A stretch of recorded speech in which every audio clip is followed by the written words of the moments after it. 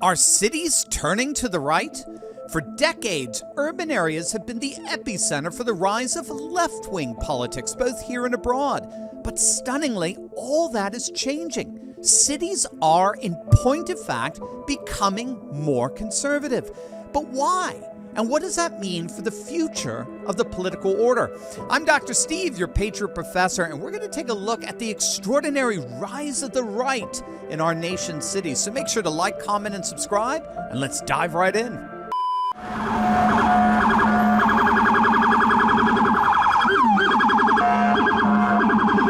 There's no question that urban America is socially and culturally imploding. Cities like Portland, San Francisco, and Southside Chicago have been described as open sewers, cesspools of murder, violence, theft, drug addiction, and homelessness. Over the years, the murder rate has skyrocketed in cities across the nation, and 50% of those cities are experiencing a mass exodus in depopulation. For example, Baltimore, once one of the 10th most populous cities in the country, has seen its population drop by over 300% since 1980. And when all is said and done, there's a rather simple explanation for this dramatic social degeneration. Everything woke turns to shit, okay? It's true. Yeah, that's right. When all is said and done, the blame for this urban deterioration rests entirely with the left-wing politics that have dominated our nation's cities for the last several decades. For the last 60 years, the vast majority of urban America has been governed almost exclusively by Democrats. That is, until now. Something extraordinary is happening in our cities. Researchers are finding that more and more urban populations, both here and abroad, are actually turning to the political right. Take, for example, Brooklyn, New York. In 2012, Barack Obama won Brooklyn by an astonishing 82% of the vote, a 65% margin. But 8 years later, that margin shrank for Biden by 10 points. And then 2 years later, in 2022, the Republicans broke through. They swept southern Brooklyn, winning 3 of the 4 state legislature seats. And it wasn't just Brooklyn. The boroughs of Queens and Staten Island also showed significant shifts to the right in the same time period. In fact, in the last New York gubernatorial election, 2022, the Republican vote increased in all but 1% of the city's more than 4,000 precincts.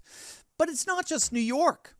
Perhaps the single most dramatic turn to the right in the entire nation is none other than the city of Miami, Florida. In 2022, Democrats were absolutely stunned to see Miami-Dade County, which historically voted 2-1 Democrat, flip red. Miami is now becoming a powerful Republican stronghold that signals a growing trend among a number of other cities as well, including some of the biggest. When Dallas Mayor Eric Johnson recently switched parties, the 9th largest city in the nation officially became red.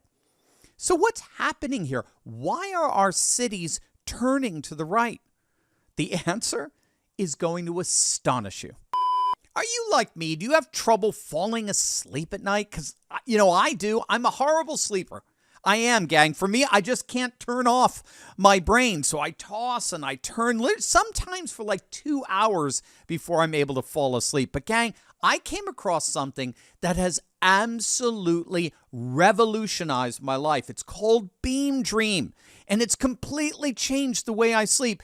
I sip a nice hot cup of Beam Dream, and I kid you not, I'm out like a light, and I have the most restful sleep ever all throughout the night. It's become a nightly ritual of mine that I look forward to each and every day. Plus, I never wake up feeling groggy the next morning. Instead, I feel refreshed and ready to take on the day, just like I feel right now. And they're offering Turley Talks listeners an exclusive discount of up to 40% site-wide for a limited time. So just click on that QR code on the screen or use the link below to get the best night of sleep you've had in years and propel your wellness journey into the next stage. Click the QR code or go to shopbeam.com/TurleyTalks for your amazing discount right now. One of the major reasons why cities are turning to the right is because of the increasing defection of Latinos from the Democrat Party. It's being widely recognized that Latinos who are inordinately more traditionalist, religious, and pro-life are finding themselves more and more attracted to conservative politics. Now, this has been especially the case in Miami, where Cuban and Venezuelan voters in particular have abandoned the Democrat Party that they see as, frankly, increasingly resembling the progressive socialism and Marxism that's taken over their native lands from which they fled. And in Texas cities like Houston and San Antonio, the Democrat margin among Latinos dropped by nearly 20 points since 2016. Another trend involves non-white working class voters as a whole. As a new populist-driven Republican Party becomes more and more the party of the working class, increasingly Black and Latino voters in particular are naturally turning to class politics as opposed to identity politics. And as a result, President Trump now enjoys a higher approval rating and support among non-white working class voters than any Republican candidate in the last half century. But another major reason for this shift to the right among urban populations actually promises to be even more enduring. In fact, it promises to change our nation like never before. Our nation's cities are actually experiencing a dynamic known as religious and ethnic fragmentation, where similar individuals increasingly cluster within distinct geographies, institutions, and subcultures. From Orthodox Jewish neighborhoods to Chinatowns, from the all-Muslim city council outside Detroit to Brooklyn barrios, our nation's cities are actually becoming highly segmented around racial and religious identities. And these more traditionalist identities are increasingly rejecting the ideological wokeness of the progressive left. For example, New York's Asian neighborhoods have shifted 23 points to the right since 2018.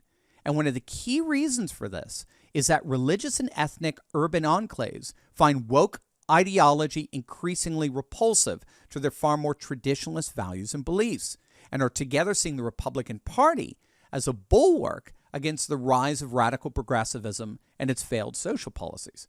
So as our cities continue to become more segmented along religious and racial lines, ironically, they're becoming less and less Democrat.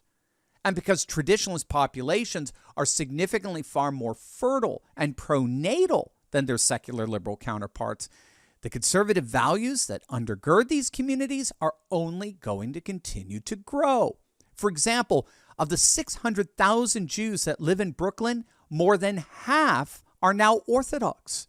20 years ago, 59,000 students were enrolled in Orthodox schools in New York. Today, that number's risen to 85,000, a 42% increase. If current trends continue, our nation's cities, once a bastion of Democrat liberalism, may indeed become the most conservative strongholds of them all.